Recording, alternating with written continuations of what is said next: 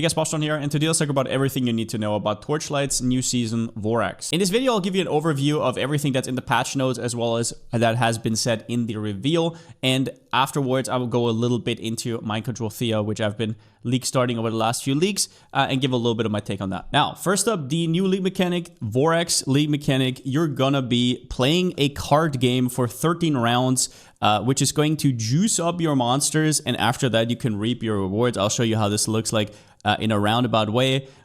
We don't, as always, there's not really much known about this, but at the end you can see these monsters are trapped in these cages, and yeah, you can free them and they give you loot. If their last seasons of minigames are any indication, those are usually my favorite ones, so I'm really looking forward to this one. Not gonna lie, it looks quite fun, and from what I know, in maps you're going to engage just a pack of monsters, you're gonna kill it, kind of like, for example, in Temple in Fury 2, and then you get one of these rounds, and you have to do that 13 times. Now, the second change is a big one. There are now Vorax items. This is probably the biggest power creep we've seen in a while, and I kind of explain what's going on here.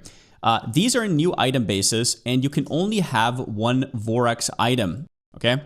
So you can see, for example, here, Vorax Limb Head, and they come with extra implicits. There's a few interesting things about them, so you can only have one of them. They have different base types and they ignore base types. So for example, on this item, you could have evasion, energy shield, armor. I don't know if that's going to be extremely relevant. What is relevant though is that they don't come with any energy shield, armor, or evasion, which is kind of weird. So I'm not 100% sure how I feel about that. It's, to begin with, you can mix and match between strength and dexterity bases, right? Like, there you go.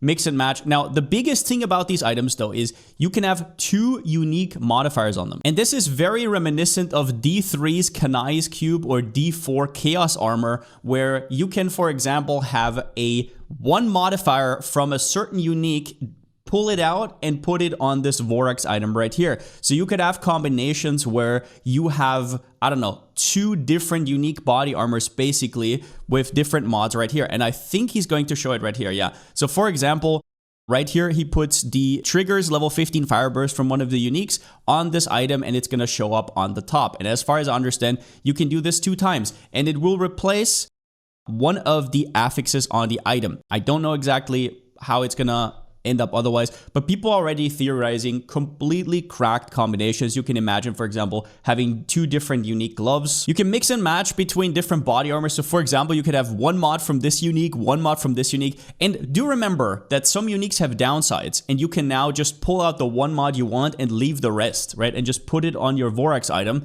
which is pretty crazy. There are item groups: helmet, amulet, chest, gloves, and belt, ring, boots. So for example, you can put, if you have a Vorax helmet, you can put amulet mods only or helmet mods, and vice versa, right? Chest, gloves, belt, rings, boots.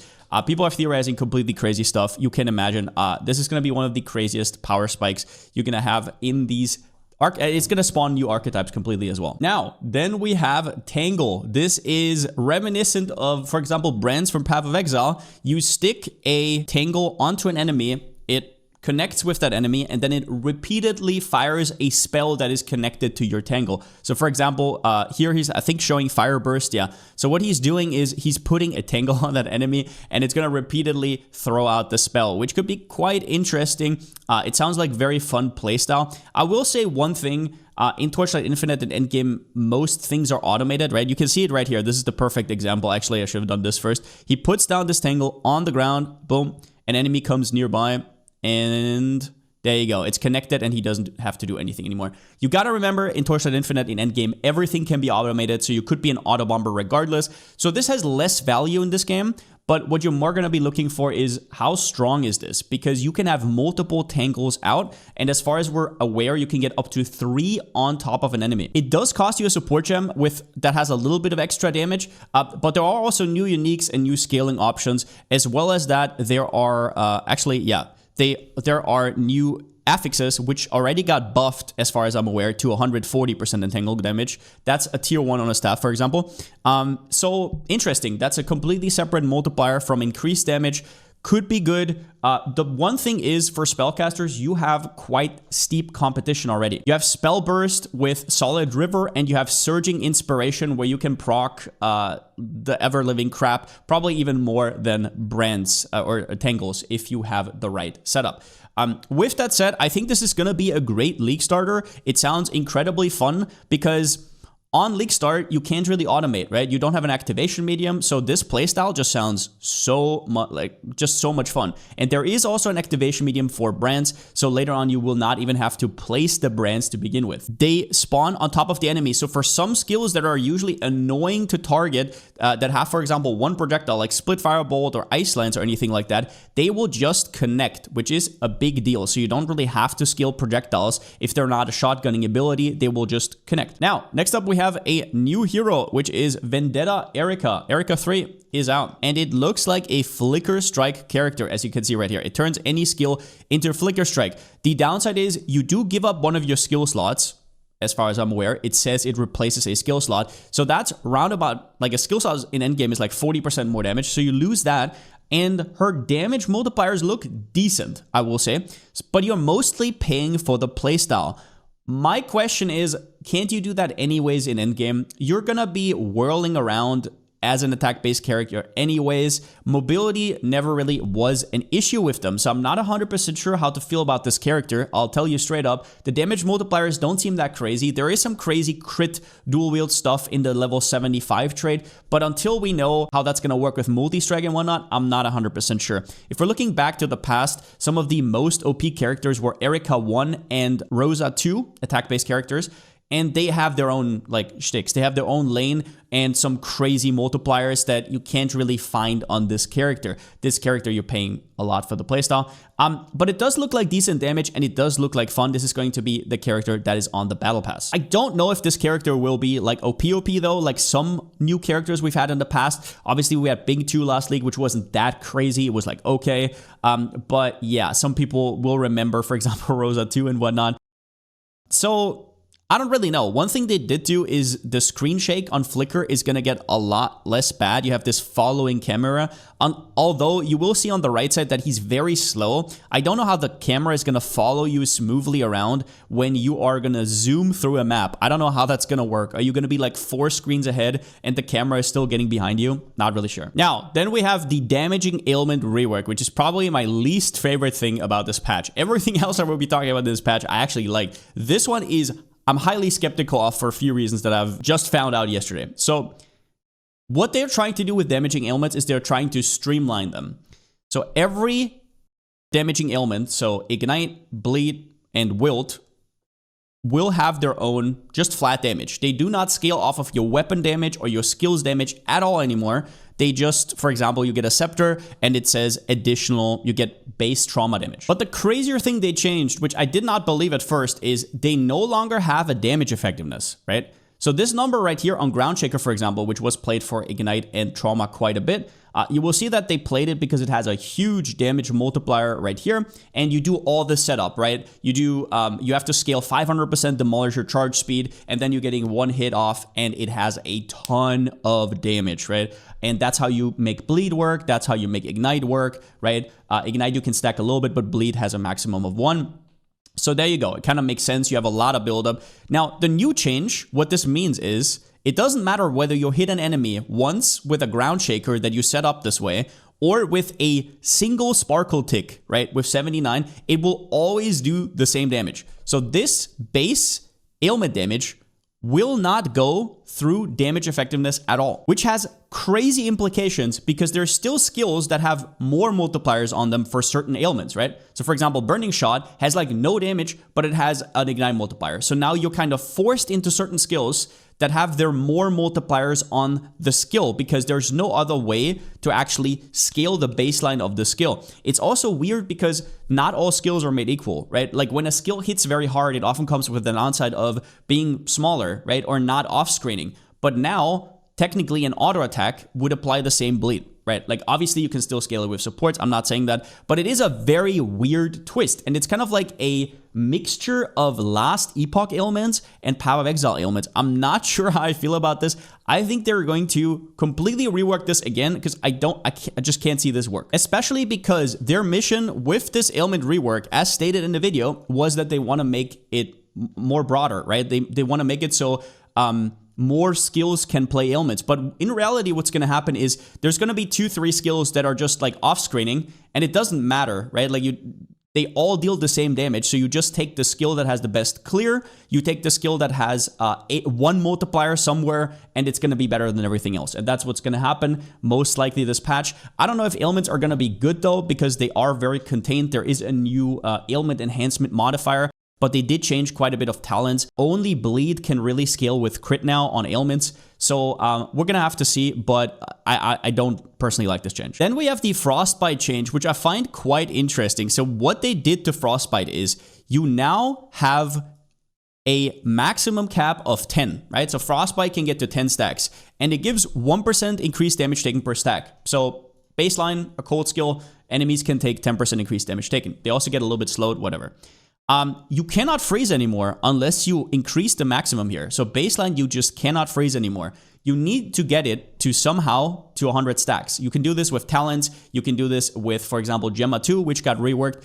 But you need to like invest to even be able to freeze ever, no matter how much damage you deal, right? At 100. And yeah, as far as we know, after that, if you hit something with cold and it can apply Frostbite, which you can get from the tree, you just apply all Frostbites. I'm not really sure how this is going to work. Sounds a little bit wacky, but in theory, I don't know why not. I think it's a cool idea to have to work to get the freeze. And yeah, this one we'll have to see in action. Gemma 2 definitely does look quite strong. And if you think about it, you can scale Frostbite well over 100, up to like 200. And yeah, if the enemy takes 200% increased damage taken, that is obviously quite strong. So this might now be a contender for something like Numb. Now, in terms of farming, they made it a point that they wanted it to be easier to target farm certain things with certain mechanics. So for example, there's going to be better Embers in God of Might, and there's going to be better item bases in God of Machines. So for example, here you can see trinkets dropped no longer contain spirit rings, so you can kind of pinpoint, do you want minion rings, do you not want minion rings, and so on. And that will take off some of the frustration from endgame farming. God of Machines gets extra chance to steer towards whatever embers you want. Probably just going to be power creep. Might be weird for the economy. I don't know yet. There's also going to be canvas supports that you can break down for pieces. There is other small things like compasses are more accessible in the grand scheme. Yeah, so for example, you now get this grandiose conception whenever you vendor any support gem, which obviously if you're running canvas is very nice because the jump from a bad support to a good support is like 1,000 versus 1 FE. Now you have that chance to gamble for a new one. Overall though, I don't want to say too much. There's a few other things in here, but it's really impossible to know how these are going to impact the economy. There are new compasses, there's new content as always. Some quickie things here at the end. As you might have seen, there is a new graphic overhaul, and especially when it comes to UIs, this is very noticeable. I am not 100% sure what to think about it yet. Some of them I do like, some of them I don't, so I'll just have to see. It definitely looks a lot more Diablo-esque and less, I don't know, mobile-y, so I do like that. Their font is kind of weird. It's not stylized. It seems like something you keep in at default and then you replace with something more stylized. So the font could really use a little bit of polish. It looks a little bit cheap, I will say. Everything else I do like. Some of these things are stylized, so probably I just have to get used to it, right? I've been looking at certain things for a long time, so it's hard to judge right now. There are also new combo skills, which first we have Gale Slash, which moves you around while you're attacking. Now, my first instinct was, oh, that's kind of cool. But once again, attack builds already have mobility with the movement skill, so it's not that necessary. And second, how the hell are you supposed to do some of the harder bosses in this game on this skill? Because you cannot turn off this movement. It is forced movement, kind of like in Fury 2, which I don't think I will ever be playing this skill straight up. Spectral Slash looks quite interesting, but the numbers are pretty weak. You basically have, it's kind of like Ancestral Call and Path of Exile. You have these additional mobs, but yeah, looks like a worse version of Shadows. These are pretty hard to judge right now, though. Another huge change was deep space changes. Now, I put here damage reduction, which is probably the biggest one. So if you think about how much damage you can deal in the game, it is hard capped at 15 trillion damage. So for example, if enemies scale their life, that's bad for you. But if you get damage reduction, well, for example, let's say it's 50% damage reduction from a compass, your 15 trillion goes down to 7.5, and now you can scale up to 15 again, right? So at least have the chance to get higher damage. So they basically made it so the more monster life is a lot more rare, and the damage reduction is there. So you can still scale and scale and scale to be able to do some of this harder content, because in deep space, when you use triple golden compass, you use the probe and whatnot, you often felt like Z DPS, like you felt like you dealt very little damage, even though you're capped. Not just that though, they also reduced some of these modifiers. So in general, it might also be a little bit easier. We'll have to see. But yeah, so some of these modifiers, so for example, here you can see 60% chance to inflict frostbite. They tuned down the mods. The last thing is they changed hero memories as well. Hero memories, the ultimate ones are supposed to be special. So the red ones right here, right? These can get you up to 50 enhancement level, and they will now always come with a tier 1 modifier, and they will also vendor for 20 of the vendor material. However, they make them rarer, which I don't know what that means. It might just even out. They said they want to make it significantly rarer. Might be a lot harder to get them now. More of a chase item, we'll see. At the end here, I want to talk about mind control and the nerf, which is quite a big deal. Not just that, but Thea 3, as you guys know, I've been starting Thea 3 mind control for the last 2 leagues. And I will not be this patch. I will be starting something new. I don't really know exactly what. I'll update you guys in the first week, or you can follow me on twitch.tv/Palsteron, and you can play along or whatever. But here's the catch. 9 baseline meters to 6, and then is no longer affected by skill area bonuses. Now, you might think, oh, we didn't scale that much AoE, so it's like, yeah, it probably goes from 11 meters to 6, and that's just kind of that, and it's still good, yada, yada, yada. But do remember that with God of War gameplay, which is almost always the case, you actually get quite a bit of AoE, and that will not scale anymore. So in reality, you're going from like 14, 15 meters to 6 meters. So yes, it's going to be a lot worse clear. I think that mind control will still be good because the damage is still there, and the damage is quite impressive for a league starter, but I don't actually know if it's going to be on Thea 3. So Thea got nerfed, and the biggest one is probably the explodey. So from 40% down to 20% chance to explode is quite a big deal, as well as that you now do not get movement speed anymore. You can see attack, move, and cast speed got changed to attack and cast speed. It is slightly more than before, but that is not relevant for mind control at all because mind control doesn't scale with cast speed. And Yuga did just get reworked. The problem is right now it's very hard to judge what he does. I will look a little bit more into it. Maybe I'm still going to league start mind control. I'm not 100% sure. But if I will be starting it on Yuga. More likely than that, I will just start something a little bit more out there though. I will also say that Yuga did get mind control adjusted to unlock at level 14. So they know what they're doing. They want to steer you towards a different character, I guess, without killing mind control. It's just so hard to know how this skill is going to feel on the nerfed AoE. Overall, though, it looks like a really cool patch. Unfortunate about the mind control. I would have just started it again because I love the progression so much, but I'll probably branch out this time around. All the changes are great. I do like the power creep coupled with the damage reduction in deep space, meaning that you probably can get over 15 trillion. Like, I don't want to say easily, but easier than before, and get into ridiculous power creep levels. So I think the Vorax system with the Vorax items will like triple your damage, maybe even more. It might even lead into archetypes that have never been seen before. Something like Trinity plus Cicada sounds ridiculous. So we'll have to see, but overall, I'm pretty happy. I will be putting out more videos. My league starter will probably be around about somewhere in the first week. And after that, I'll also update you guys there. Path of Exile is still quite a bit away, unfortunately. So there's that. But yeah, more TLI videos coming. And with that being said, since I still don't have a slogan, see you next time.